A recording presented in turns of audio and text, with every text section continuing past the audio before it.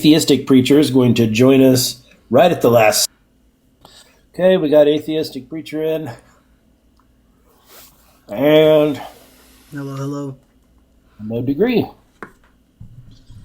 right, gentlemen, go ahead and mute up for a second. Let you be known that you are on Solovino's live, and you will hear the Solovino's rules. Okay, we use decorum here. We don't yell at each other. We don't overtalk each other. Try your best not to insult each other. We want to let the points speak for themselves. Also, it would be helpful if we try not to get the chat involved. Just ignore that the chat is here. So nobody be making calls out in the chat saying, hey, put ones in the chat if you agree with me. None of that stupid shit. If anyone does that, it's going to be me. I've promised to behave tonight, so I'm going to let you guys speak. I love a good conversation, so I hope that's what this is. Just to go over the format real quick, make sure you understand rule number one. You don't interrupt me, the host. And I pretty much won't interrupt you unless there's something that just absolutely needs to be said. So let's just get a couple of the logistics out of the way here first. We are having no degree and atheistic preacher debating each other tonight. The topic is, does the Bible endorse freedom? And so, gentlemen, we agreed in a separate chat that we were going to do 10-minute openings, 5-minute question and answer, and then 5-minute closing statements. Is that correct? I thought they were 10-minute leading questions and dialogue, but I could be wrong. Was it 5? No, it's okay. I mean, we I can't. can't We can't. remember. I Oh, know it was 10-minute opening, but I really honestly can't remember what the other was. So yeah, I'm I pretty believe much it was open to 10 anything. minute openings and then 10-minute each for leading questions and dialogue, and then 5-minute conclusions. Okay, then that's what we'll do. Okay. All right. So let's see. Do we have we decided who's going to go first? I guess since no degree, it seems like you're in the affirmative. We'll let you go first. Yeah, I guess Uh, I can go first too. okay. Yeah. All right. Let's see. I've got the timer set. Looks like we got a fairly decent amount of people in here now. Let me make my background a little bit bigger so we can see your all's see the topic better or something.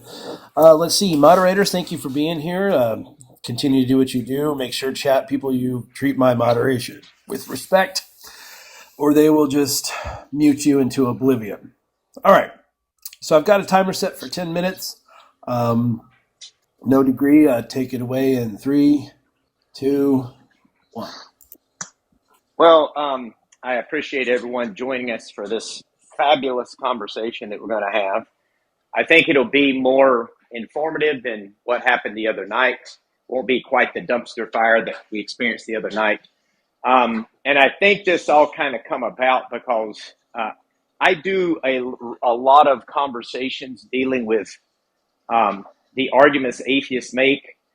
And early on in years ago, when I first really started encountering atheists, biblical slavery was one of the things that they brought up. And I remember them, quoting passages. Back then, Exodus 21 was the more common one than Leviticus 25. It seems to be as they engaged in apologetics, Christians, they seem to start abandoning Exodus 21 more and just focusing completely on Leviticus 25. But I remember coming across Matt Dillahunty, and he loved talking about biblical slavery. He even said it was his go-to argument. And I even had a conversation with him twice on his show way back when, about, it's been 8 years ago now, I guess, when he was still on the Atheist Experience. And I started thinking, why is it the case atheists are so, this seems to be their number one go-to argument is biblical slavery.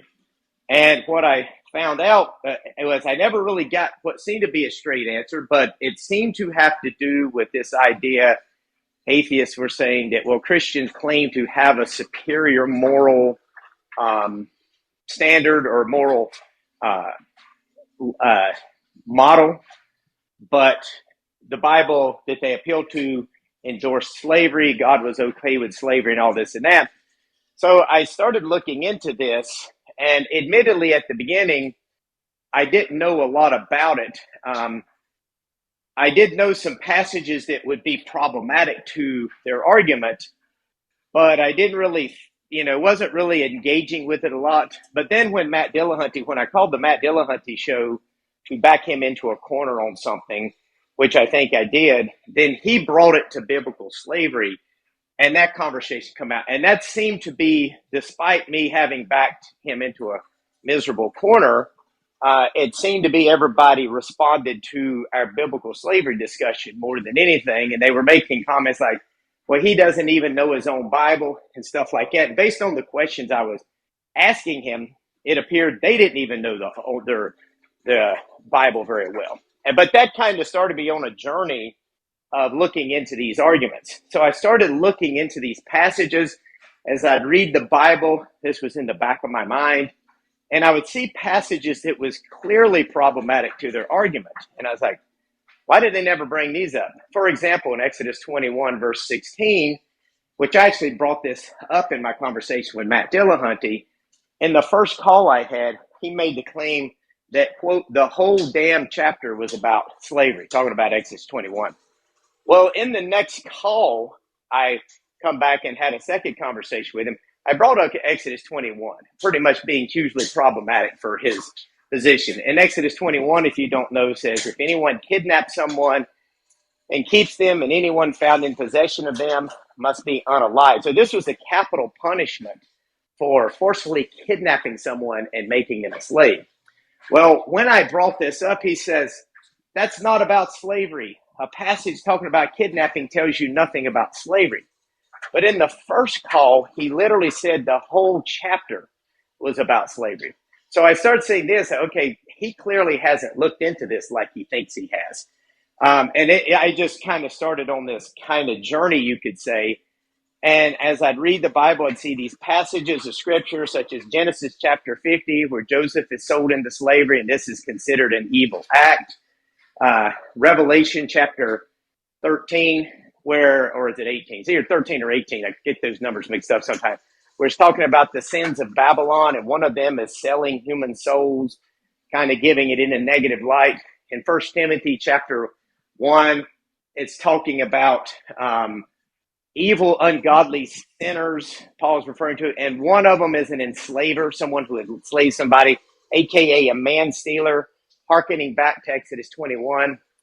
So clearly the Bible was not endorsing slavery the way atheists were claiming. I then, would obviously come across passages of scripture such as when the Israelites asked for a king, and God said they did evil in the eyes of the Lord by asking for a king. But nonetheless, he gave them a king and actually gave them rules and regulations for how a king should behave and stuff. But it was still considered evil to ask for a king. We see passages that were allowing for divorce, but then we see the Bible saying that God is displeased with divorce. So I started thinking, okay, well, just because there's passages in the Bible that's allowing a certain action is not following that God thinks this action is good, and it doesn't follow that God is endorsing this action. But as I continued to have these conversations with atheists, I started engaging in more debates. I debated a YouTuber by the name of Empathetic Atheist, who eventually became a Muslim. But he invited a scholar by the name of Dr. Josh Bowen on his show. He had a YouTube channel. And they wanted him to have a conversation with me because they knew that this was a topic I was familiar with. So I had this conversation with Dr. Josh Bowen, who, by the way, wrote a book saying that the Bible endorses chattel slavery. And he makes an argument in that. We had a very informative conversation. It was very cordial. We agreed on virtually everything. But strangely, he and I just came to two different conclusions.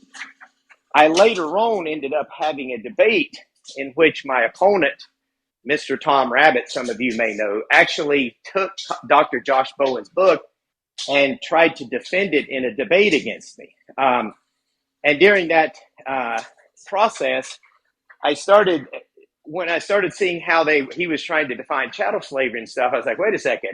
And this was actually after debate. I started thinking, he's trying to define chattel slavery by letting the Bible define chattel slavery and not really giving a good definition himself. But nonetheless, I was continuing to gather information. And one of the things that suddenly dawned on me after that debate, and I was listening to Dr. Josh Bowen talk one time on one of their lives on either Discord or Clubhouse, I can't remember. And he was talking about the Bible endorsing chattel slavery and taking about these passages. And I said, well, basically, the argument just as simple as this. They're basically arguing, atheists arguing, is if there's passages of scripture or laws in the Old Testament allowing a certain action, then they're just concluding that that's an endorsement of the action. But I was thinking, does atheists really think that way? So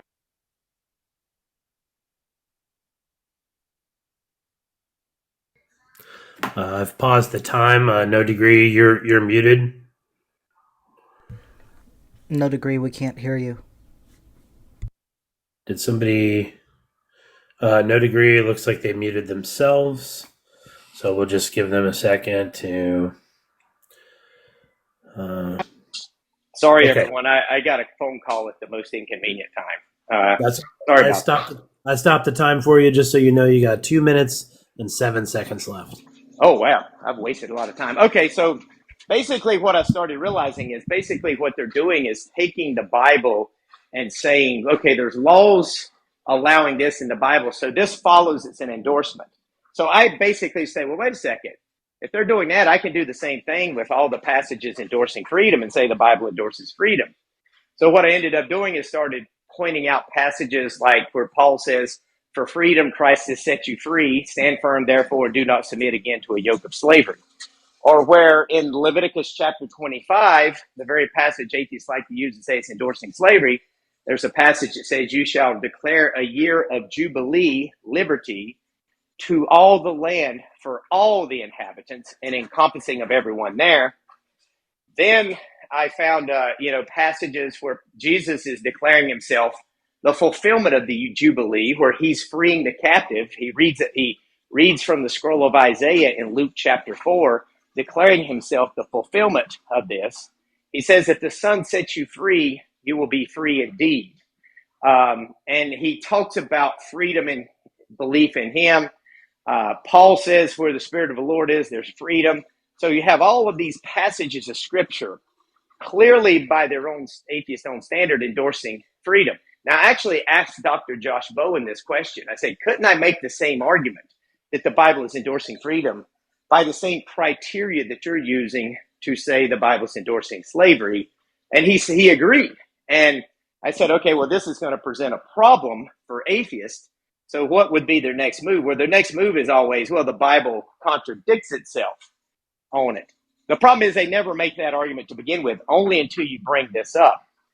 And then I started pointing out, well, wait a second. You can't say the Bible contradicts itself because Jesus says there's weightier matters of the law, such as love, justice, mercy, things like it's the fruits of the Spirit, things like that, that would clearly be in conflict with someone who is practicing in slavery.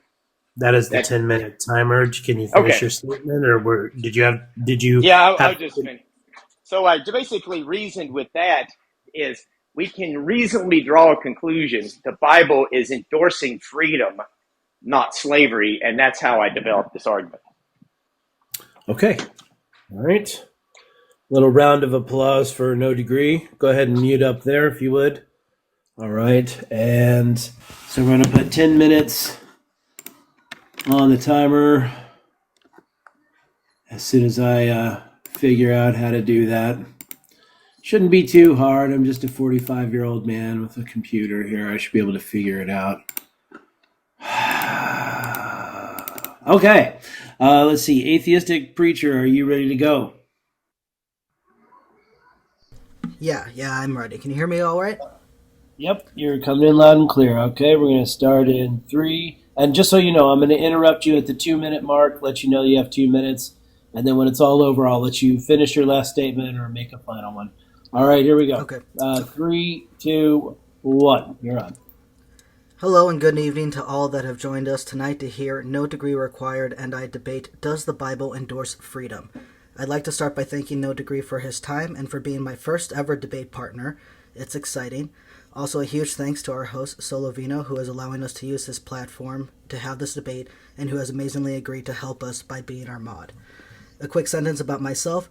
I am the atheistic preacher. Most people just call me AP, and I run a TikTok and YouTube where I engage in conversation and give thoughts about content circled around theology, mostly Christianity and biblical content.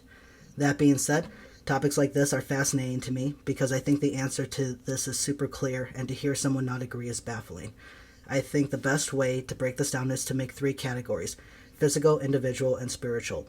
We will go through each of these categories together, and hopefully by the end my position will be shown incredibly clear and true. So let's just jump into, does the Bible endorse freedom? And I will attempt to lay out very plainly how it does not endorse freedom in any sense. Let's first address real quick freedom and what we mean by it. Here are just a few quick definitions that we associate with this term. Freedom, noun, Oxford Language, the power or right to act, speak, or think as one wants without hindrance or restraint, absence of subjugation to foreign domination or despotic government, the state of not being imprisoned or enslaved, the state of being physically unrestricted and able to move easily, the power of self-determination attributed to the will, the quality of being independent of fate or necessity, unrestricted use of something. Now that we have an understanding of this term and how it's used, let's dive in. Starting with the physical category, many of you are aware that slavery is a highly debated topic when it comes to the Bible and the laws of the God's character that he gives in it. In the Bible, the God Yahweh is giving humanity a message, a mixture of history, spirituality, and the way he wants us to live. There is a law code he gives to his people to follow, a law that sets them apart from the other nations, a godly nation that, if followed, will receive blessings, and if not, will receive terrible curses from God. One such law is Leviticus 25:44-46, which God himself allows his people to have slaves, given the slaves are non-Hebrew. They will be seen as legal property and were owned forever, passed on to the next of kin as part of their inheritance. And the ending of verse 46 gives a specific rule not to be ruthless to your fellow Hebrew, but gives no such rule for your non-Hebrew slave that it just said you could have.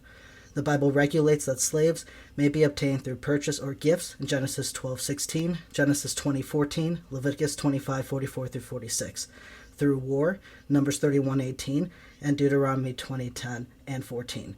And through them being born as slaves you already have, as the author of Ecclesiastes points out in chapter 2, verse 7, that he bought slaves, and since they're forever, their offsprings are also his slaves, born into it.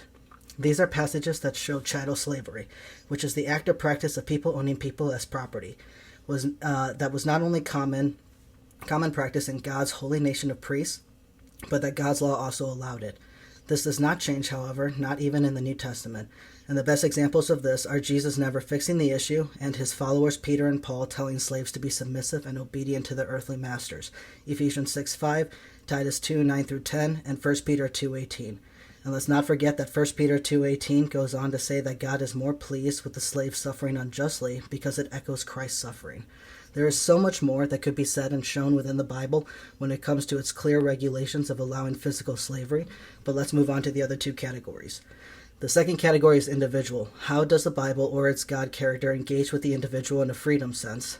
Well, let's take a look at the Bible and see how God does not give an individual freedom for, well, pretty much anything. The law of God gives the law God gives is quite limiting to his people and all those who follow Jesus, as Jesus taught his followers to keep the law in Matthew 5:17-20. So what kind of limits does God put for the individual that follows him? One thing I value a lot as an American citizen is freedom of speech. However, the Bible gives the deletion penalty for blasphemy, Leviticus 24:13-16. This deletion penalty is both for citizens and non, so you don't even have to be under the law or part of this nation, and you would still be unalive for blasphemy. How ironic and hypocritical, the very next verse says that anyone who deletes another shall be deleted. Freedom of religion? Not so fast. The very first commandment God gives is that Yahweh is God and there will be no others, Exodus 22, and that any worship of other gods should be met with being deleted, Deuteronomy 17:2-7. And these are just that the mere suggestion of worshiping other gods warrants the same, Deuteronomy 13:6-11. God also gave laws that one could not, of what one could or could not eat, Leviticus 11:2-31 and Deuteronomy 14:3-21, labeling some foods as unclean, such as pork, shrimp, camels, rabbits, and birds like ravens and vultures. There are also laws about the kinds of relationships you can have, and while some of them may seem appropriate, like against incest, but then against two men being together to the point of commanding them to be deleted. Leviticus 18:22 and Leviticus 20:13, with no reason or justification why. We see how men have the freedom to take multiple wives, Exodus 20:10 through 11, yet women can be sold by their fathers to other men as wives, Exodus 27 through 9. In the New Testament, we see women being told how to dress, 1 Timothy 2:9 through 10, as well as in God's law, directions for people to wear the appropriate gendered clothing, Deuteronomy 22 and 5. So God sets laws on how to dress, what to eat, and what you can say or you'll be deleted, who you can and can't be with, and who to worship. These laws are given with the threat of follow them or for blessings or else. Or you can read all about the horrific things that God threatens them with in Leviticus 26:14 through 39 and Deuteronomy 28:15 through 68. In verse 63, it says the Lord will take delight in bringing destruction and ruin to them. And in verse 68, he threatens to break them so bad that when they end up as slaves in Egypt again, no one would even want them. Freedom? How is this freedom? Laws on how to behave, or else God will be delighted to F them up. How can anyone say that this is endorsing freedom? And on to our last category, spiritual. Does the Bible endorse spiritual freedom? We already saw that God gives the unalivement penalty for worshiping other gods or even just suggesting it. We saw that any verbal spite on or to his name ought to be met with being deleted. Guess we could stop right there with no, it doesn't, but let's keep going. Romans 6:16 states that we are slaves, all of us. We are slaves to sin or slaves to righteousness. Becoming quote-unquote free from sin is to become a slave to righteousness, as he goes on in verses 18 through 22. In verse 22, he states, enslaved to God, yet contradicts himself in the very next verse by calling eternal life in Jesus a quote-unquote free gift. How can it be free when it costs you everything? You are still enslaved. You were never free, just bought from one master to the other. You were never your own. 1 Corinthians 6:19 through 20. Let's take a look a little deeper at this free gift of eternal life, of salvation, of quote-unquote spiritual freedom. If it's a free gift, why does it cost everything? The deletion of an innocent in the place of the guilty is already an unjust method to go about this, but for the individual, Jesus says the cost of discipleship is everything, even their own family and life. Luke 14:25 through 33. So the Bible offers one to be bought from sin at the price of the innocent blood so that you can be a slave to God, and all you have to do is be willing to love and obey God over everything else, even your own loved ones. How is this freedom? Let's take a look at the freedom God gave us in the spiritual sense. Sin, everyone is sinful, as Ephesians 2 shows. I'm just going to let you know that you have 2 minutes. Okay, thank you. Let's take a look at the freedom God gave us in the spiritual sense. Sin. Everyone is sinful, as Ephesians 2:3 shows, and Psalms 51:5. David speaks of how he was born guilty and in sin. Adam and Eve were spiritually set up to fail and cause the fall of humanity, since they didn't have the knowledge of good and evil until after it was too late. Without the knowledge of good and evil, how can one reason right and wrong for themselves? Again, this isn't freedom. This is being God's plaything for his predestined plan. How can there be freedom when God already planned who you are, what your purpose is, and who and where you'll go? Ephesians 1:4 through 5, Romans 9:15 through 24. In Proverbs 16 through 4, it states that everyone and everything has its purpose, even the wicked for the day of wrath and trouble. We are clay and God is the potter. We have no right to question why or how he is making us, as it is to bring him glory. It is a selfish and egotistical reason, and again does nothing to promote or endorse freedom, but rather submission and being content in spiritual slavery. These passages I mentioned give Pharaoh as an example of how God sets up his people, or how God sets up people, even the wicked, for his own purposes to bring himself glory. Even Romans 8:28, a very commonly cherry-picked verse, shows it's God's plan. All things work together for good for those who love God, but the rest goes on for those who are called according to his purpose. And the very next verses go on to speak about those he predestined to be justified and glorified. Given all these passages, I think it's safe to say that the Bible does not endorse freedom, and I am very interested to hear the position and justification that somehow it does. And that is all I have for you for my opening. Okay, with 16 seconds left, I'll take it over and say good job on your opening remarks, fellas. Now we're going to move on to the the question and answer round. So I think it's typical in these question and answers for people to be able to. So one's going to be the questioner and the other one's going to simply just ask. I would ask that both participants use a good sense of decorum, try to answer as succinctly and quickly as possible. Unless unless the person asks you a question that just requires a really long answer, and in that case, you can reclaim your time at any point.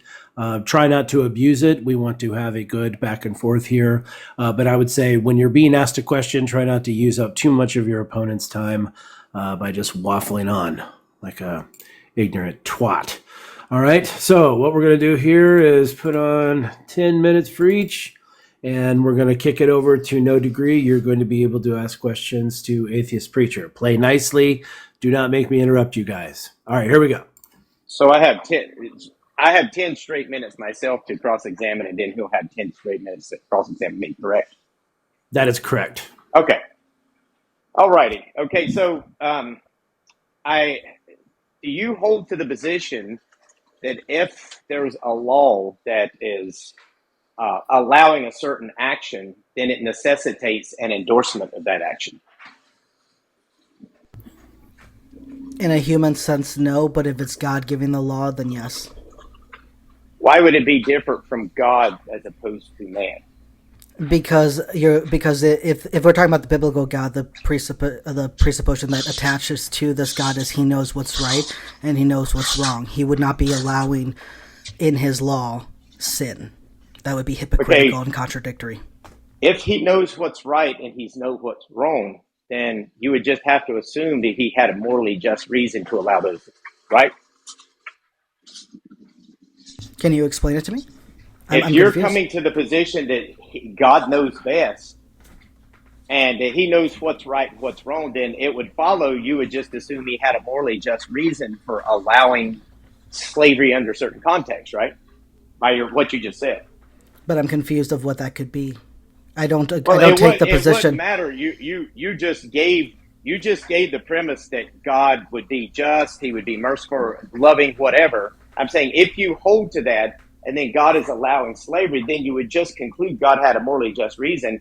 Whether he told you what that was or not, that would be a reasonable position, right? No, I would disagree. Because I do not take the position myself that the Bible is correct. Okay, so have you ever heard of what's known as special pleading?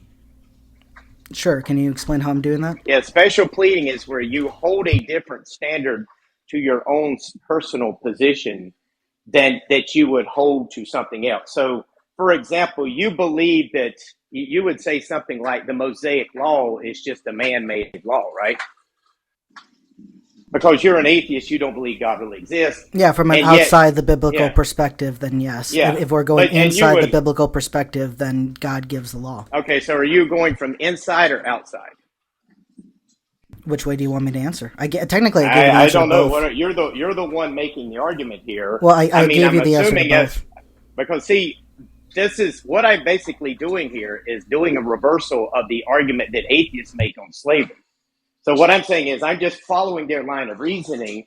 So you're saying here that, okay, well, it would be endorsing if God did it. It wouldn't be endorsing if a man did it, like an atheist wrote a law.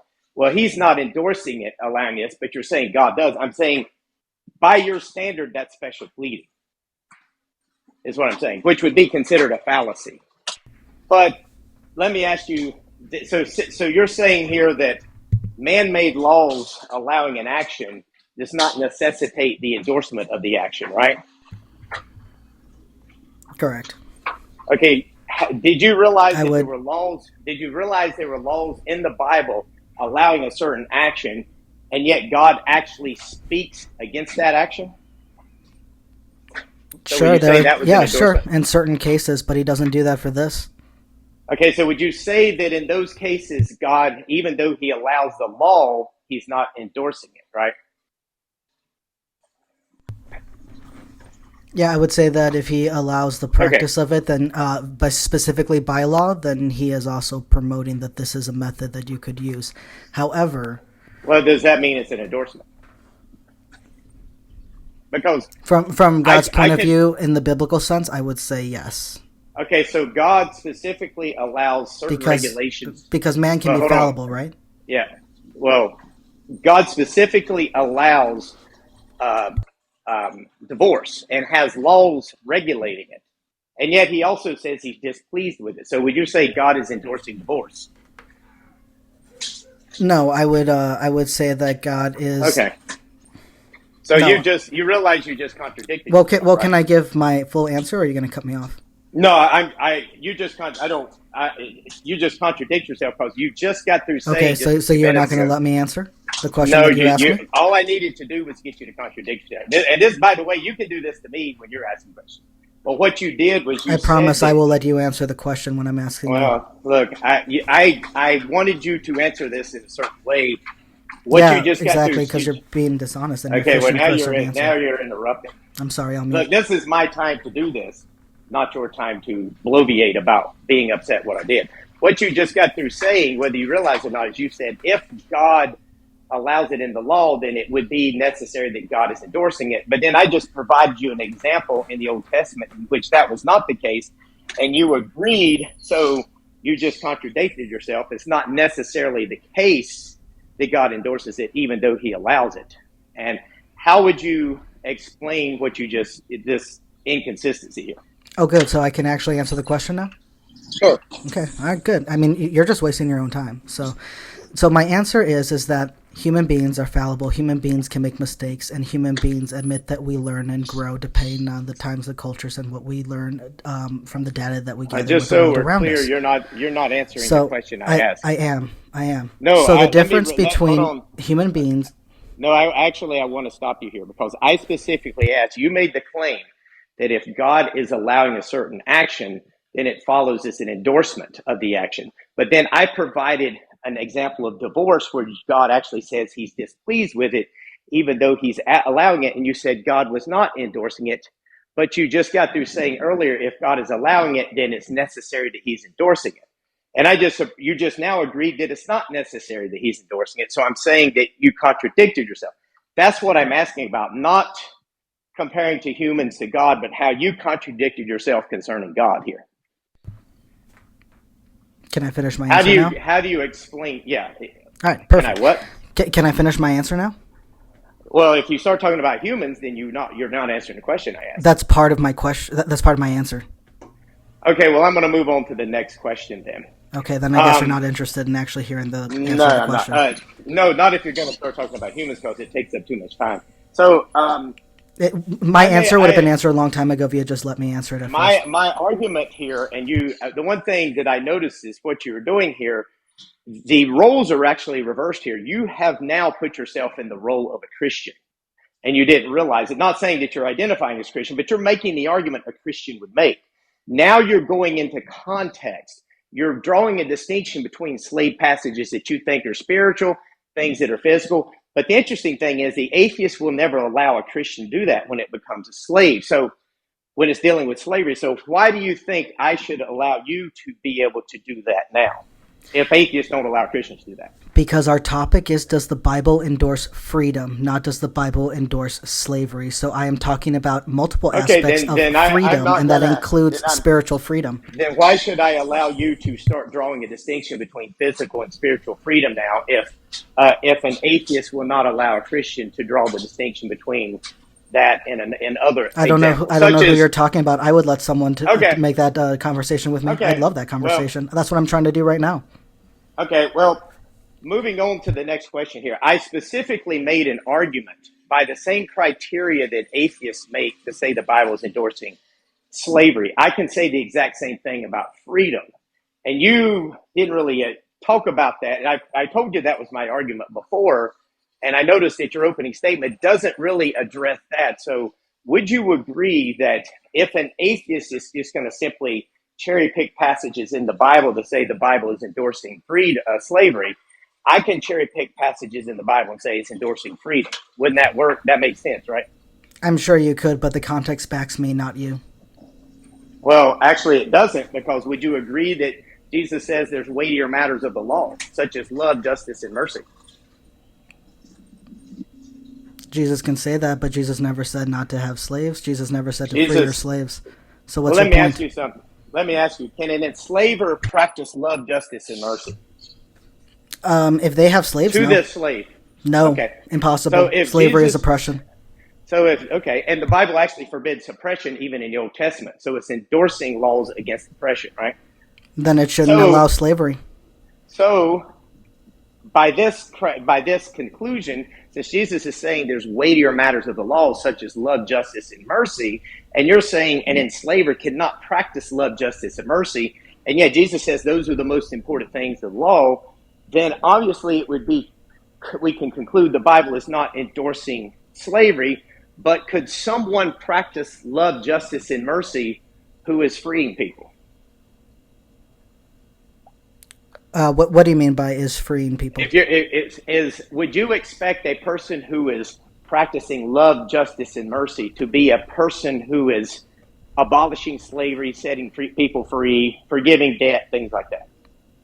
Yeah. Yeah, so that would be consistent with someone who is practicing the weightier matters of the law, right? The most important things is Jesus. All right, so we are there. I let you actually go over just a little bit just to finish that last sentence there. No degree. That's fine. I'm good. I think All that right. I made my point there. All righty. So now we're going to kick it up to Atheistic Preacher for your round of cross-examination. So just let me know when you're ready. Yeah, thank you. I'm ready. All right. No degree. What does freedom mean to you? Freedom means to me, from a Christian perspective, would be someone who can live a life doing what they want to do, so long as it doesn't oppress another person. So there is this kind of juggling act here. My freedom should not cause oppression and mistreatment of others. So that's kind of how I look at freedom. So in Deuteronomy 20, when God has his people going through the land and either deleting certain tribes or enslaving others for them to take over that land, how is it that that is not going against the definition you just gave for freedom, the oppression of other people for your own freedom to grow? Well, as you just noted, as I just said, as long as my freedom doesn't oppress other people, and But it did. The people that God was giving the Hebrews into had already been practicing oppressing and mistreating evils for 400 years. So there does come a point where someone's freedom, because of their immorality, may necessarily be needing to be taken away from them. So it's okay to oppress people that are oppressing other people. Yes, there's morally justified reasons to attack people, to oppress them, and put them in jail or whatever. Okay, so the Bible is not against oppression, like you said a minute ago. It's only against it in certain situations. There's certain criteria in which it's allowed. Okay, so you're changing your answer from before when you said that oppression is not allowed. You're now saying that sometimes is allowed. Well, there's morally just reasons to oppress people. Okay, all right. So you are changing your answer. Okay, thank you. Next question. Do you know the name of the video of your call with Matt Dillahunty, and if so, what is it? It was Mother's Day 2017. I was the second caller. May 2017. It was Mother's Day. Awesome. Yeah, okay. 2017. Cool. Yeah. Thank you. I'd just be interested to see it. There was another one that happened later, and this is where you'll notice he contradicts himself in the first call, where he says, quote, the whole damn chapter of Exodus is about slavery. And then later on, when I called, I believe it may have been around Father's Day of that same year, he claimed that Exodus 21 tells you nothing about slavery, 21:16, after claiming the whole chapter was about slavery. Okay. All right. Thank you. I'll definitely take a look for those videos. I also called another time in November. All right. But thank you. If you have that, please feel free to send me the link. All right. So you brought up Exodus 21:16, the anti-kidnapping verse, and saying that that's against slavery. Do you know that Deuteronomy is pretty much like a retelling or clarification of the law that we got in Exodus and Leviticus? Not necessarily. Okay, well, According- it is, according and in to- Deuteronomy 24, Well, no, actually, 7, it's it not actually necessarily. clarifies Exodus 21:16, and it clarifies that this is anti-kidnapping an Israelite. This is talking about kidnapping free people and putting them in slavery. This is not about taking slaves from prisoners of war or owning people by purchasing them. This is God regulating slavery, not outlawing it. So Exodus Josh 21:16 has nothing Dr. to do Josh with Bowen would freedom. disagree with you on that, and he's an atheist. So you might Okay. want to take that up with him. Okay, I don't care what another atheist is saying right now. Okay, You're well, I'm talking just to me. saying to saying that's the case. I disagree. That's and okay. even I would say you might want to study that more before you make that claim, because I don't. No, think I you will really say look the at- claim all day long that Deuteronomy 24:7 is talking about not kidnapping Israelite citizens. And that Okay, is- but what and I'm that's the saying is you retelling need to- of, you need and to- that's the clarification for You Exodus need to talk. 21:16. You need to talk to Matt or Josh Bowen, because he actually says Exodus Sure. 21 is specifically dealing with foreigners. 21. Sure, I would love to actually talk with him about that, but again, Okay. we're not talking to him or about him right now. Okay, well, you understand if So, you make that all claim, right. and I Next one. disagree with you, What do you that call? doesn't matter. Hold on. No degree. What do you call the act or practice of people owning people as property? Well, it could be called many things. It could be called guardianship. So I don't know what you're asking. No, that's called guardianship. That's not ownership. Oh, well, no. I mean, technically, the characteristics are the same. They can't go free. You get to tell them where they stay, what they can and can't do. No, because Yes. they have rights against you. Well, so does the person in the Bible have rights against you? No, incorrect. Yes, they do. Not the slaves, not the non-Hebrew Yeah, slaves. they do. You have to, in the year of Jubilee, you don't have to, you set them free according to Exodus 25:10, the whole land, in the Sabbath year's rest. Yes, I heard you say that Everybody all the gets the rest. inhabitants go free in No, the year of Jubilee. it actually specifically says the servants as well in the Bible. Everyone does. Yeah, the indentured servants go free, but you when No, when it actually calls says- about no degree, it do not says interrupt me. foreigners. Well, I'm going to correct you here don't- because it says foreigners. It says Can I reclaim my even- time? This is his time. No degree. Sorry. Thank you. Okay. So in the year of Jubilee, when it says that all the inhabitants of the land go free, inhabitants by definition includes human and animal lives, but we see that they do not let all their animals go free. Now, what do we call the act or practice of people owning people as property? Chattel slavery. These slaves were seen as chattel. They were not seen as people. They were not recognized as. That's not true at all either. Don't interrupt me. They were not No, I'm saying you're recognized. wrong about that. They don't interrupt me. They were not recognized as people, and so therefore they did not count when it came to letting all the people go. So, that is your answer to the year of Jubilee. And as No, far I as didn't Christ give an answer to the fulfilling year of the Jubilee. year of Jubilee, well, I'm so sorry, but there is no verse where we actually see that fulfillment. He can say it all day long, but we don't actually see that. Luke chapter 4. Sure, I know where it is, but we don't actually see Oh, that. I He thought just you said we claims don't. it. What do you mean we don't see it? We see him claim it, but we don't see him do it. Oh, Now- okay. Well, I would say the resurrection was the doing it and the freeing of people from their sin. Yeah, can you provide any evidence that Jesus saved anyone from their sins ever at all? One Yeah, time. he saved me. Can you provide the evidence for that? Yes, because at one point I was living a pretty depraved life. You could say depressed life, and when I accepted Jesus Christ as my Savior, that transformed my life.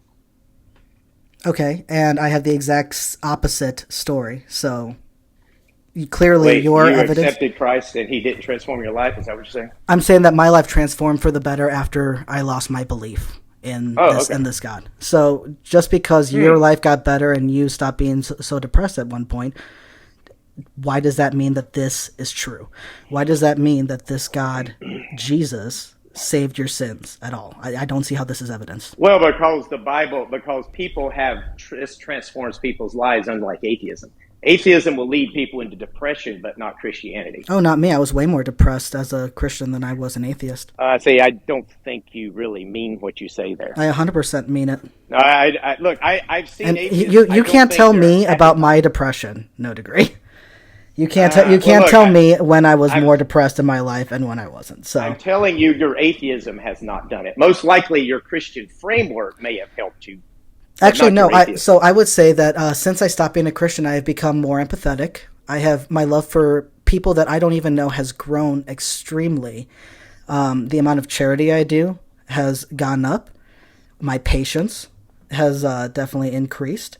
So definitely these very good Would you traits say your and moral happiness. framework My has moral kind framework of definitely got has better. melted a bit? It's gotten so You much probably better. have. Would you say that there's certain things now that you actually think is okay that you wouldn't have thought was okay in the past? There are certain things I don't think are okay now that I thought were okay in the past, like homophobia, for example. Yes, thank you. So you think that that behavior is okay now, right? No, I think that it's disgusting now. It was earlier when I was a Christian that I supported homophobia. Okay, but you're saying the lifestyle now you're actually okay with. It's not a Living lifestyle. I'm just okay with well, people the being who the they are. behaviors that are involved in that, Why do you think it's you a don't think lifestyle? well, I'm just that's what they call it. I'm using their words. It's not a lifestyle. Okay, so what you're I, saying I don't here know a is single LGBT person that would say that this is a lifestyle. You know what is a lifestyle? Being a Christian. okay, well, what I'm saying is that practices that they engage in, you don't see anything immoral with anymore, right? Not if it's loving and consensual. Okay, so that's tells me that your morals are starting to kind of Can you fade can away. you explain to me how that's bad? Because I mentioned the unalivement penalty for homosexuality. Why is that wrong? You think the unalignment penalty is not wrong? Why is it? Why is homosexuality wrong that it warrants the unalivement penalty? Well, I mean, I don't think it does now. We don't live in that Okay, so society. you disagree with the Bible. No, I You think it disagree with just God. no, I don't. That So doesn't mean I disagree with them. Yes, you do, because that's what the Bible No, it says, doesn't. and you disagreed. that's the end of that cross examination. All right, so gentlemen, go ahead and mute back up. Everyone, go ahead and tap that screen. Keep sharing out that live. We still have some closing remarks for the two of these people, and then depending on how late they want to stick around, I might let some people come up and grill them themselves. There's a lot of chefs in the chat I see, so I would definitely allow people to come up if they keep their decorum to a level which I find satisfactory. All right, so we're doing 5-minute closing statements. Let me get this stupid thing set up here. And so we kick it back to No Degree to give you your closing statement. Just let me know when you're ready. Okay, I'm ready. Okay, go ahead. Well, this actually just became a debate pretty much on is the Bible immoral and does it endorse slavery? Never was my argument ever actually addressed other than an implicit confession of my argument there in the cross examination. Because my argument is simply this: if the Bible values freedom over slavery, then the Bible doesn't endorse slavery. Conclusion: the Bible values freedom over slavery, or the Bible values freedom over slavery, so it doesn't endorse slavery. So since it values freedom, then I can just easily say the Bible endorses freedom. And my opponent actually admitted that there's weightier matters of the law that Jesus said that are more important, such as love, justice, and mercy. And he admitted an enslaver cannot practice love, justice, and mercy and keep enslaving people. So therefore, he just implicitly admitted the Bible endorses freedom over slavery, because he also admitted someone who's freeing people, practicing freedom, he would expect to see showing love, justice, and mercy by freeing people, freeing their debt, freeing their sins. And this is what we see throughout all the Bible, Old Testament, New Testament, God giving laws to try to keep poor people from being put into debt, whether it's foreigner or native. The Bible says the rich rule over the poor and the borrower becomes a slave to the lender. So we see specific guidelines put in place to try to avoid people getting into this position to begin with. But if they do get in this position of debt slavery or whatever other kind of slavery, there are guidelines that they're supposed to follow. So he just implicitly acknowledged that there's not really an endorsement here. Never really talked about my argument, because my argument is just simple. if an atheist is going to say the Bible is endorsing slavery because there's laws allowing slavery, then I can just simply say the Bible endorses freedom because there's laws and commands allowing freedom.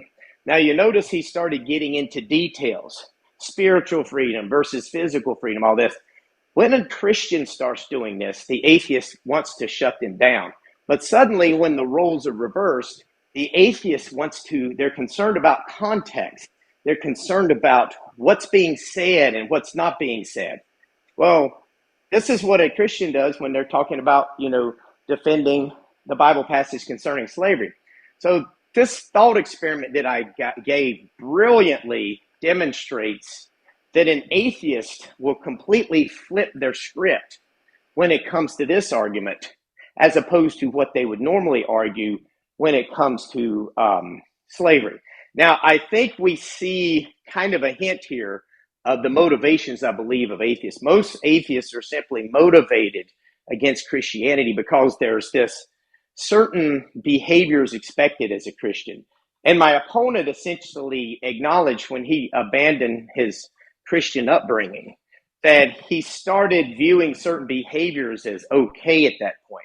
And I think when we see what's really the underlying reason why atheists have these debates is they want to try to criticize the Bible morally so they can have justification for maybe immoral behaviors that they take part in. I think that's mainly what goes on. But nonetheless, my argument was just never really addressed.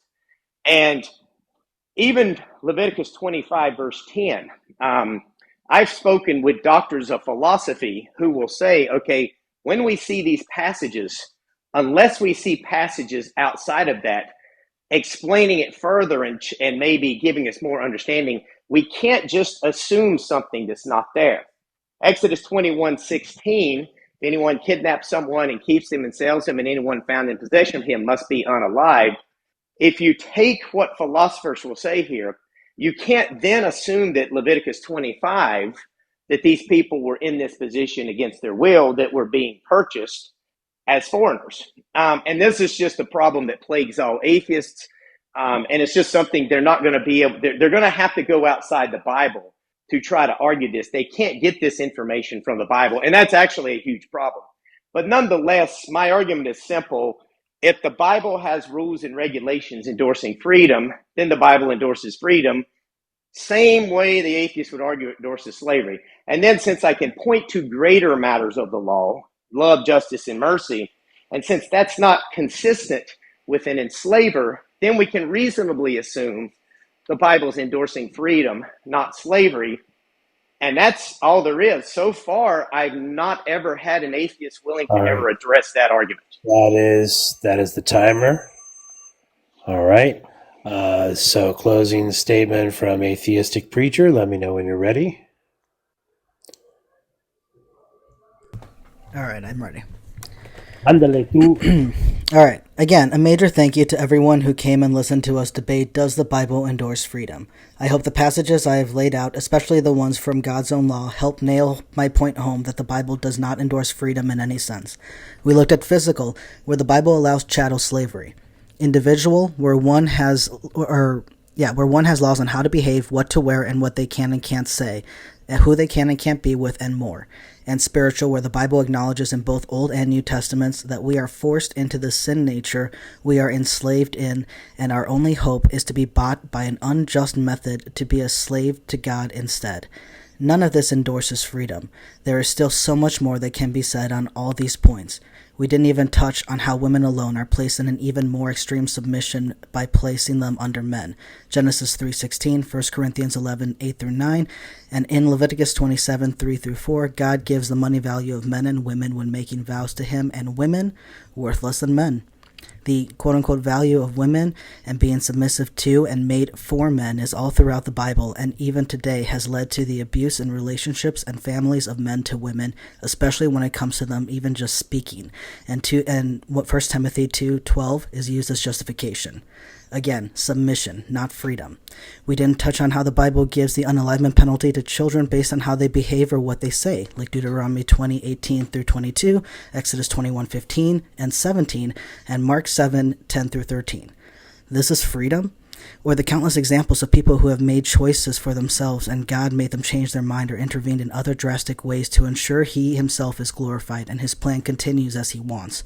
Or, and probably the most abhorrent one, Deuteronomy 20:10-14, where God's people are allowed to take female captives of war they find quote-unquote desirable from their homelands to Israel, strip them of their identity by shaving their head and cutting their nails, and after 30 days of isolation, the man that took her and got her parents, family, and people deleted can go and quote-unquote make her a wife. But that's not all. If he ever gets bored of her, he can just kick her out. The Bible isn't a message of freedom. It doesn't endorse freedom in any way we look at it. What it does do is promote glorifying God by any means necessary, even if it's through atrocities, even if it means leaving your family behind, even if it means doing something horrible like deleting your son. In Genesis 22, Abraham obeys God's instructions to sacrifice his son and gets all the way to the point of almost driving the knife into him until God's angel stops him to tell him that the act of obedience is what God was looking for. This is what he wanted, obedience, even if it means deleting your own son. This is echoed in 1 Samuel 15:22, as it says to obey God is better than sacrifice. Since King Saul didn't fully follow God's orders in this war, he was stripped of his blessing of God to be king, and God had Samuel appoint another, David, who would obey and go out and do all the slaughter that God commands, that Saul did not. And my last point, even in your own mind, you are not free. Not free to think or feel. Just surrender. Remember, lean not on your own understanding. Just trust God. Proverbs 3:5. And when things God does or commands seem incredibly immoral or wrong, just wave it away because his ways are higher. Isaiah 55:8-9. God knows your heart. 1 Samuel 16:7, Luke 16:15, and you'll be judged just for your thoughts. Matthew 5:21, 22, and 28. The Bible does not endorse or promote freedom. It promotes and endorses submission, both in a literal and spiritual sense. Thank you for hearing me out, and please, everyone, thank our host, Solovino, and our other interlocutor, No Degree Required, for helping make this debate possible. And that's all I have. Okay, very well done, gentlemen. Everyone give a round of W's for, first of all, me in the chat, and then second of all, the two guys that just got done debating their hearts out today.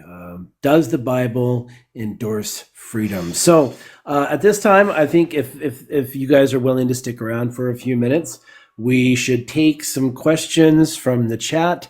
And I think it would be appropriate that we just take questions from the chat and not necessarily, miniature debates. So if someone would like to come up and ask one of the other people a question so we could, not that they're popular enough that anyone really gives a fuck, but, Oh, but we are. Hey, we'll get there one day, right? Now, I would ask that you be nice, guest. So, Forrest, do you have a question? That's going to be a really tough ask, but I'll do it for you, Solo. Yes. So one question to atheistic free. Now let's go No Degree first. No Degree, did you actually prepare any material for this debate? No, I actually didn't. I just come in and I knew the argument and I knew that atheist has a response to it, so I just made it, and that was pretty much it. Yeah, so next question, and I'll let somebody come down. Do you think that you will receive less than 14% of the vote in this poll as you received against me? Well, it would depend on who's voting. If the Discord atheists were listening right now, what they would be frustrated with was the opponent never actually addressing the argument. So they would actually give me the win here. I don't know. They don't like me, but they still might. So it really depends on who, and since it's mostly atheists that usually vote in these things, I don't expect to win by vote, but I do think I won just simply by him contradicting himself in the questions and then just acknowledging that there's weightier matters of the law that wouldn't be consistent with practicing slavery. Fantastic. So you never actually answered my question, just like I didn't have to answer yours about ABs when the topic was actually slavery. You mentioned Matt Dillahunty's name. I just answered it. Well, I'm just going to say one clarifying comment. You never actually answered my question. I asked you if you think you receive less than 14%. That was the question. I'll probably receive less because I do think my opponent here prepared a whole lot better than you did. Yeah, I just don't think you prepared. So I actually think that his debate may have been better than mine. but your argument was not to be found. You mentioned Matt Dillahunty 23.5 times, and before your closer, you mentioned the word freedom once. So I'll drop down, and you have never nailed anyone ever. But yeah, somebody else. And Well, I was if gonna I say, I may, real consider quick, this I another would win. I would will ask say. again. I would ask again. As much as I love a good jab, that we try to just come up and be professional and ask a question, and let the person answer, no matter how funny it may be. Let's see. and if I may, real quick, I did address the argument of, that if the Bible has rules endorsing freedom, I can say, like an atheist, that the Bible has rules for endorsing slavery. I did address that argument. I said that, yes, you can say that, but the context of the Bible supports me. And I gave a bunch of verses to support that. So I did address your argument. You did say that you would agree that you can say the Bible endorses freedom. All right. So Misfit, do you have a question? I don't remember you saying that, but good. I'm glad you did. No, I said you can make the claim, but So the we have, context supports me, not you. Gentlemen, Well, we've got, I mean, I don't know what you gentlemen, mean by that, but go we've ahead. got someone up here who'd like to ask a question. Misfit, Okay. what would you like to So, ask? no degree, has your God ever lied or regretted or changed his mind? Well, there is some. He's never lied, obviously. If you're talking about regret or remorse, yes, Genesis talks about God having remorse or regret having created humans.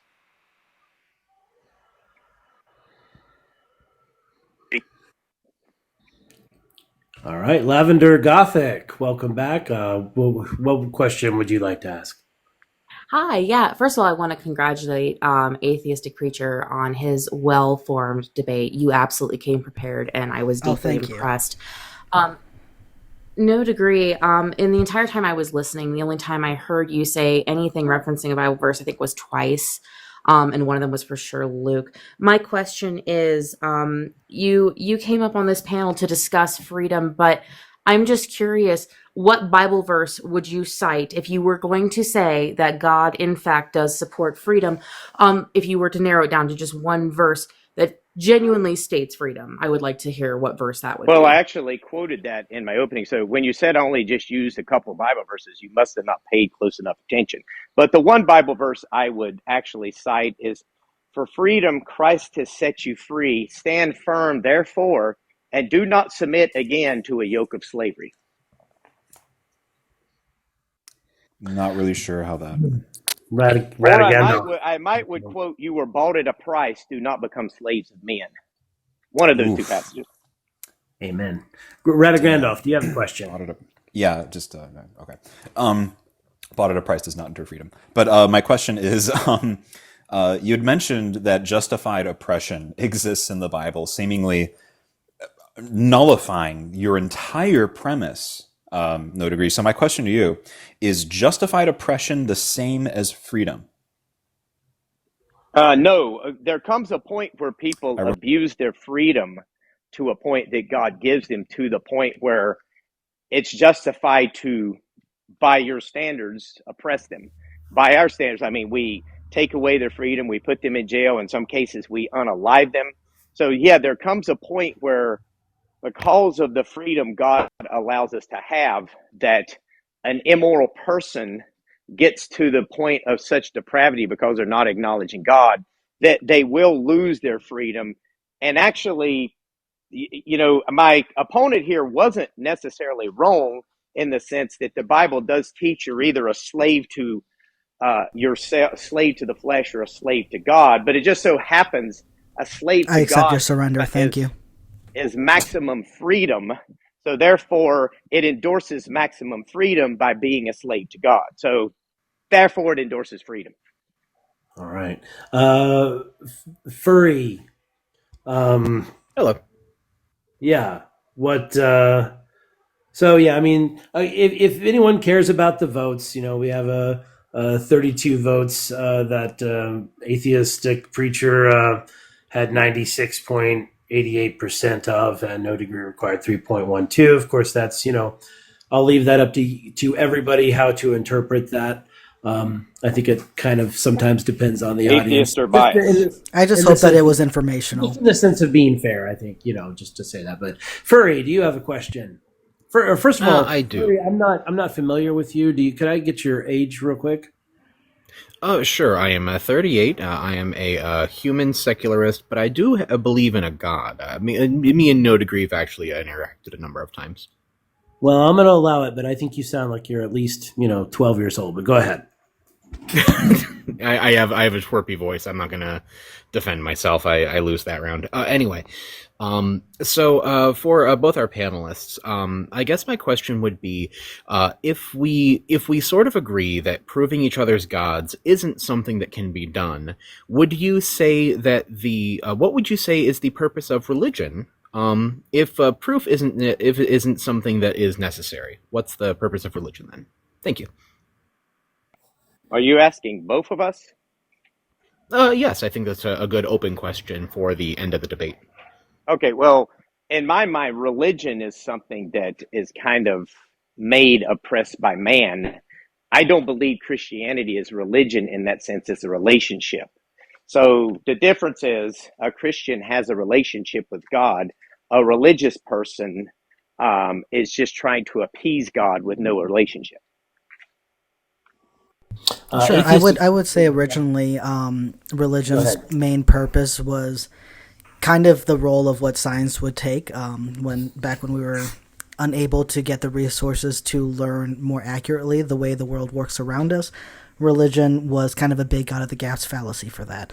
And now that we have had such a technological boom and understanding things with education and making that education more accessible to people, we see that religion is starting to slowly die off.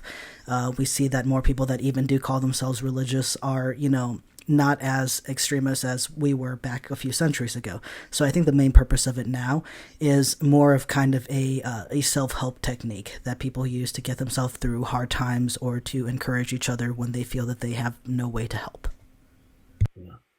Vizzy, I'm unfamiliar with you as well, and your very handsome look there. Can I get your age for TikTok? Yeah, I'm 20. Okay. Would you like to ask a question to one of our debaters tonight? Yeah. So no degree required. I'm curious to know where you got the idea that Josh Bowen thinks Exodus 21:16 is not about Israelite slaves and it's about foreign slaves. Did he By tell you? specifically talking to him in length on that passage. What he believes is that you're not supposed to he believes that this passage it doesn't necessarily just mean just Israelites, because he actually, and we've talked about this, and this wasn't in the question section, my opponent brought this up, but I think that my opponent needs to look into this more, because in Deuteronomy is viewed by some scholars as a progression of the law, because in Deuteronomy you have what seems to be a change where it says that, in Exodus, the woman doesn't get to go out free, but in Deuteronomy it repeats this, saying both of them get to go out free. So Deuteronomy is more of this idea they're going into the promised land, so they're not in being surrounded by evil nations anymore. They've established themselves. So therefore there's a change there, and it's talking about that. But Exodus 21:16 is not dealing with that. And by having this conversation with Dr. Josh Bowen, he's acknowledged that it can be looked at as not just necessarily Israelites, but it could be an extension of foreign slaves and stuff as well.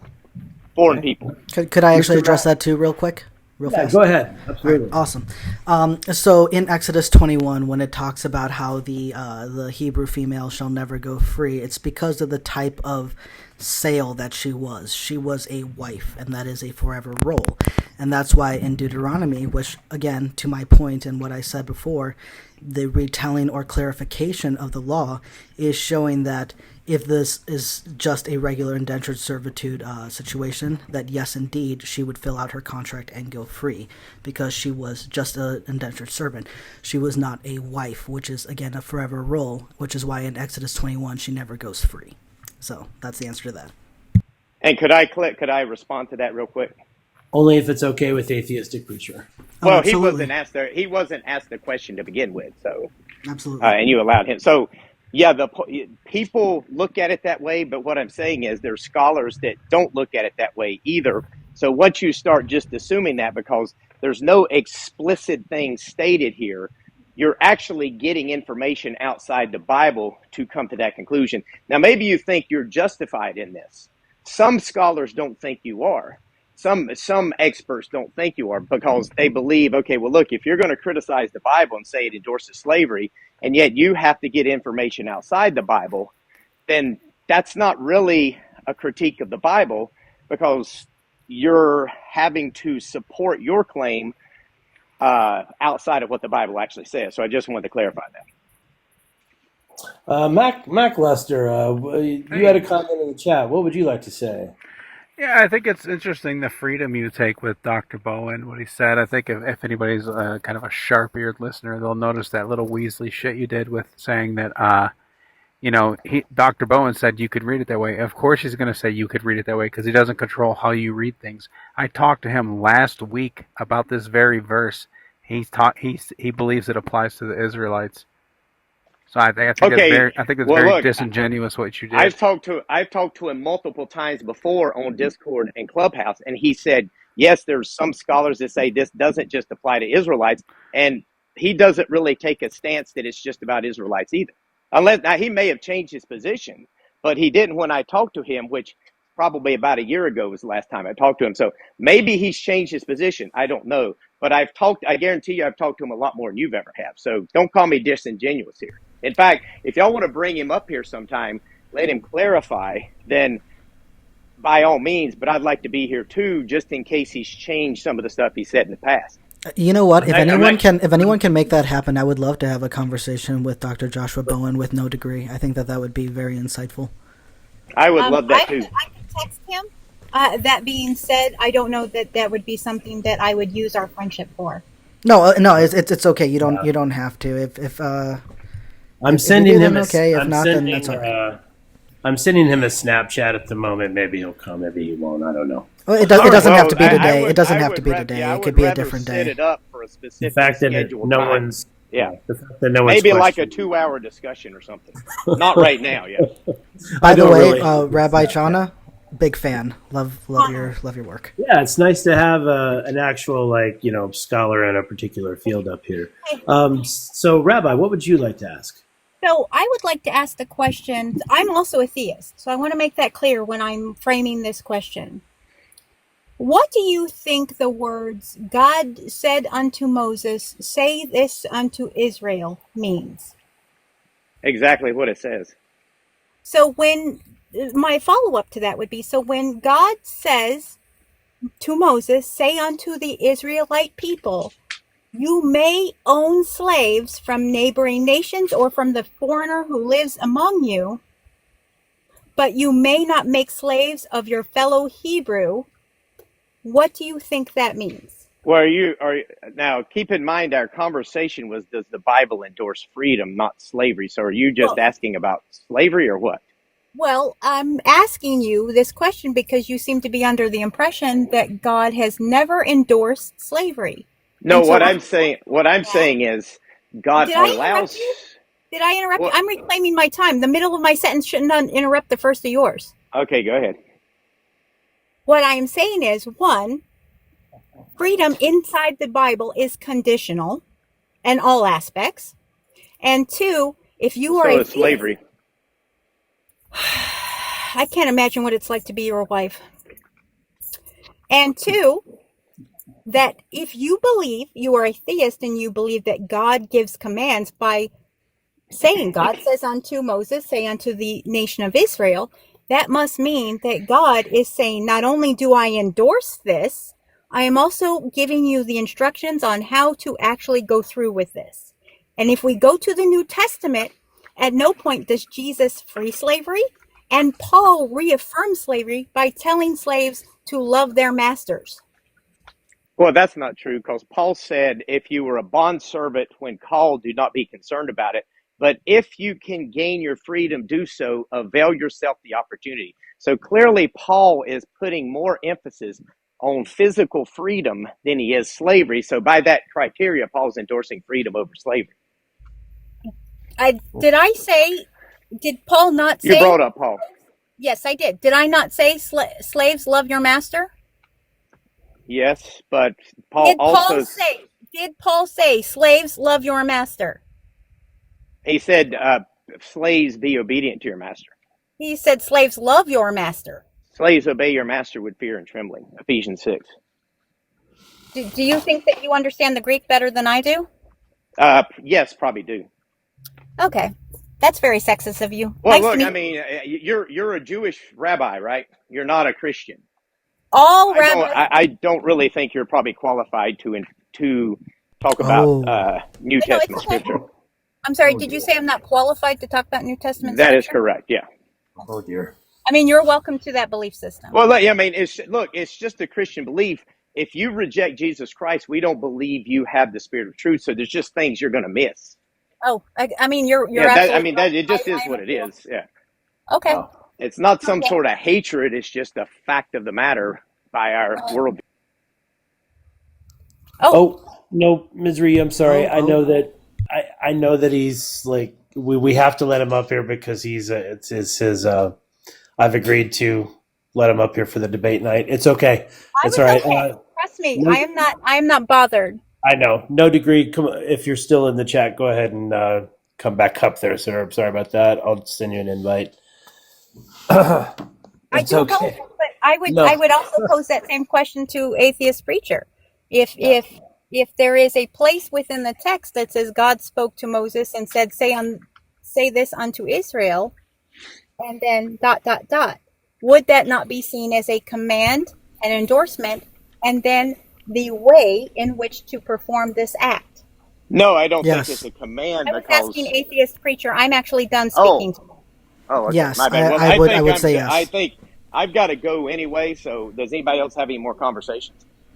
But before you go, I would like to make the point that I wish that you came a little bit more prepared for this debate. But I mean, to be fair, you did give me a warning that you were basically going to copy and paste your previous debate with Forrest, which is a bummer because that was definitely more steered to just the chattel slavery topic, which is why it seemed like you were incredibly unprepared for this debate.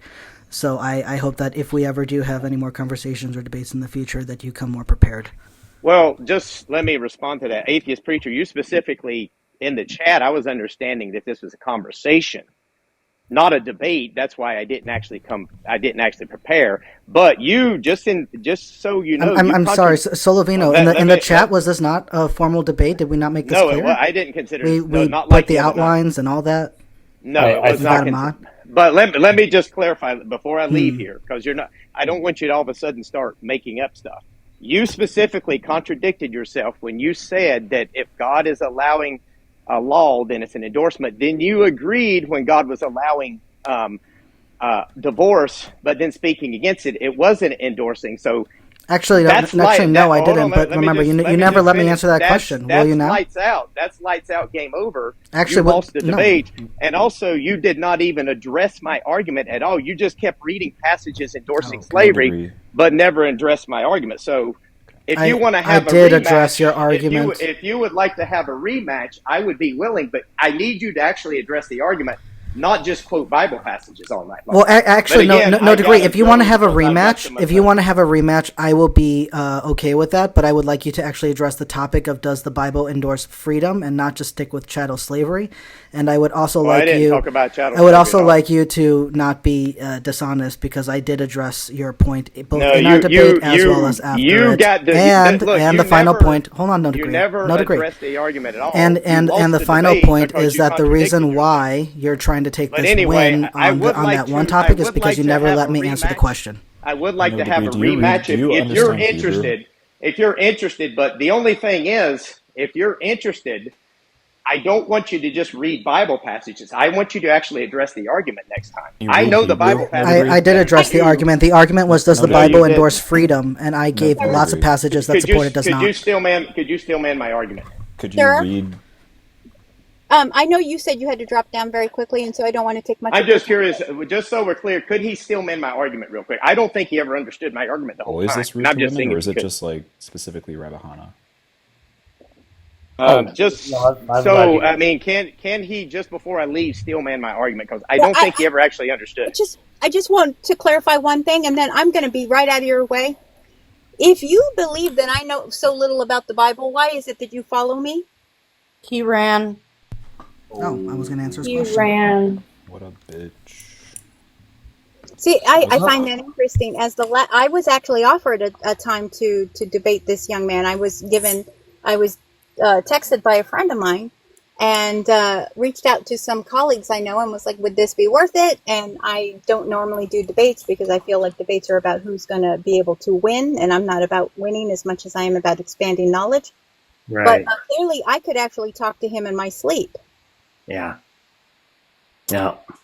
And just, I don't know if he's still in the comments, but let me make this plain. It isn't that I'm a Jewish rabbi that makes you think I don't know the New Testament. It's the fact that I'm a fucking PhD that makes me know the New Testament. How do you think I have Josh Bowen's personal number? And I fully agree with that position. I hope that while debating is fun, I want them to be more informative than anything.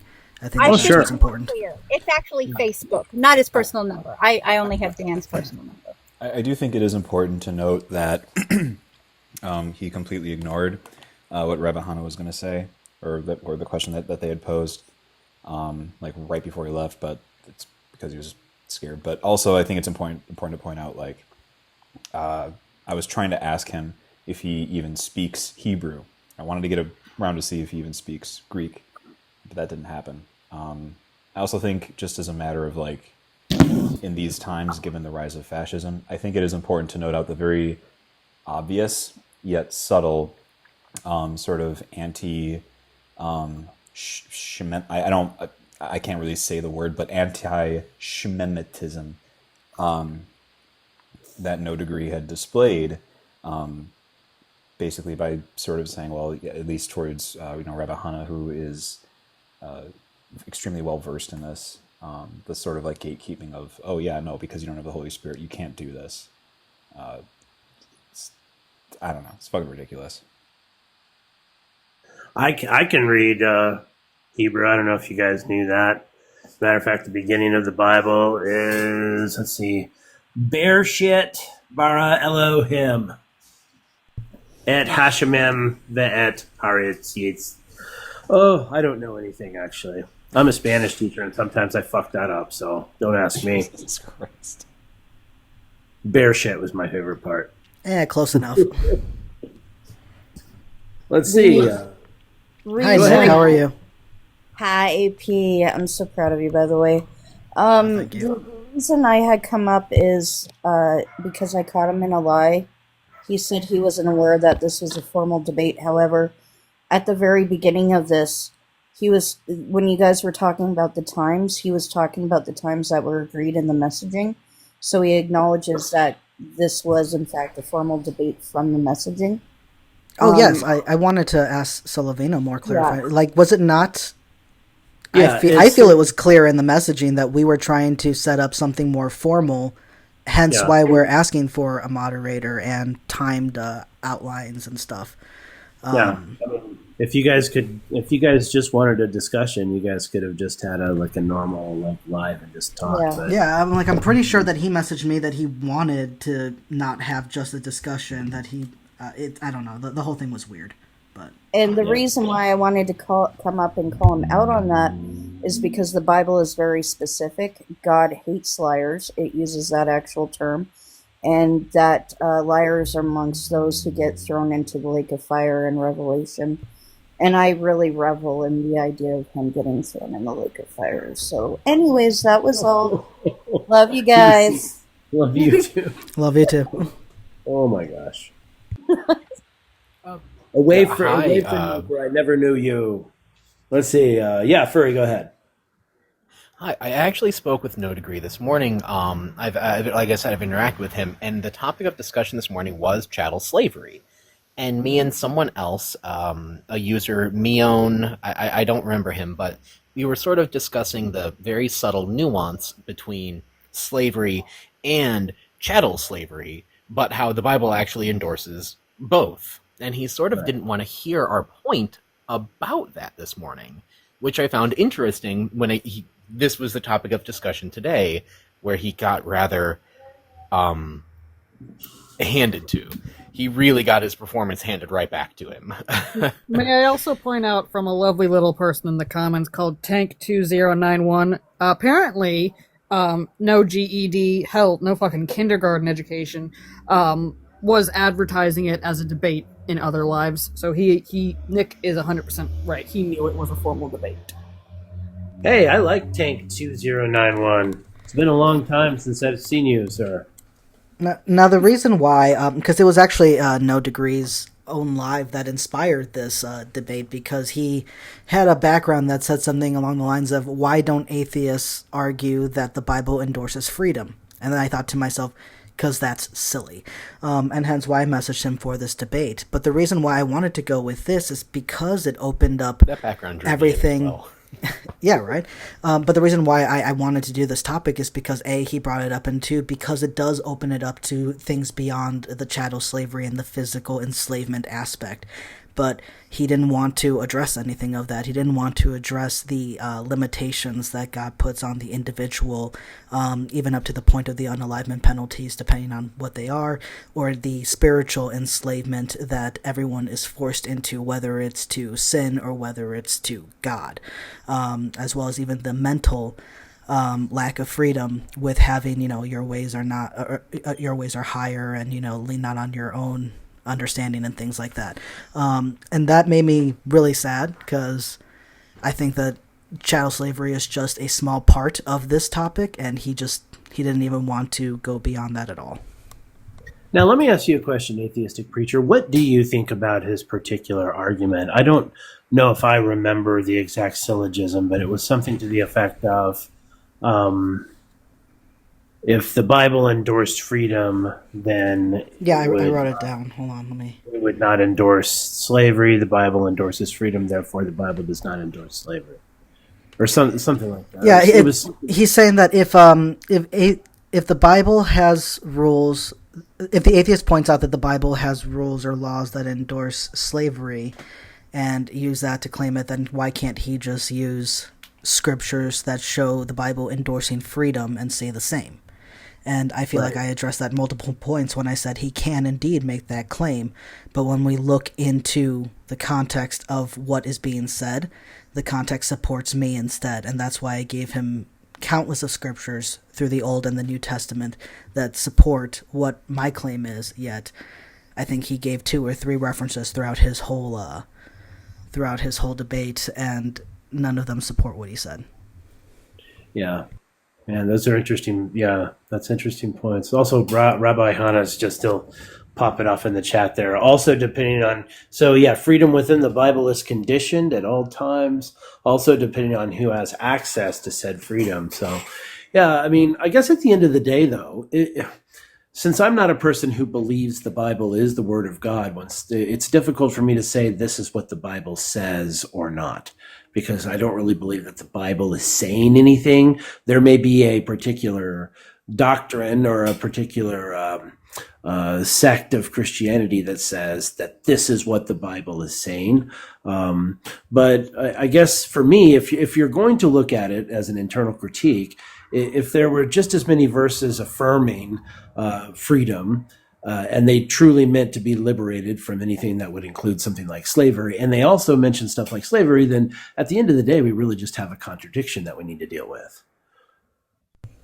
Yeah, I think that even if I couldn't make the case context-wise that the Bible supports what my claim is more than his, the farthest we could go is say we have a contradiction. But of course, I'm sure he wouldn't admit that far either. Yeah. Well, it's been an interesting chat. I wish I understand that it gets entertaining for us to like sort of lash out insults and stuff like that. I kind of wish we could have avoided that. Maybe it got a little too heated there at the end, but I think it was a pretty good. I think for the most part, even in the times where you guys did the cross examinations, they were fairly cordial. For the, I'd say for the most part, I when I moderate, as long as you guys are keeping it somewhat under control, I think I just kind of like to sit back and not, interrupt the conversation too much, because that sort of disrupts the flow. But I don't know. Maybe I'll get some feedback from my moderators on stuff, and we'll see what we could do in the future if we do any more debates on my channel. That was actually kind of fun tonight, so maybe I'll. I actually like listening to debates more than I do engaging in them, so I might actually, have some people back to do some debates on my channel. That might be actually kind of cool. Thanks. Keep me in mind if anyone needs a debate partner in the future. I would love to come back and do another debate. I thought this was wonderfully run. Yeah, thank you. It's my very first one, so I'm very excited. They seemed pretty good. Thank you. I want to say one thing about Mr. No Degree, which was I think that this was agreed with Atheist Preacher. This is a pretty heavy topic to try and take the counter on. So at least a small W for at least being willing to take what's a pretty punching bag level argument. I think all religion is somewhat infringing upon one's personal freedoms. Unless your religion is that you can do whatever you want, I think most religions do have some restrictions on your actions, at least insofar as even maybe just trying to tell you what's a good thing to do and what's a bad thing to do. The idea that it's not an infringement upon your freedom is sort of almost a fool's errand. I feel bad that he rose to such a challenge. That's basically an impossible task. Yeah, no, I completely get that. But I do gotta get going. Thank you so much again, Solovino, for having us on, and thank you for everyone who joined in to listen. I appreciate it. Totally, man. Absolutely. Well, thanks for coming by, ladies. Absolutely. Well, thanks for coming by, ladies and gentlemen. You've been hanging out with Solo and friends. We're going to go ahead and part ways for tonight, and I don't know. Just we're going to explore things. We're going to look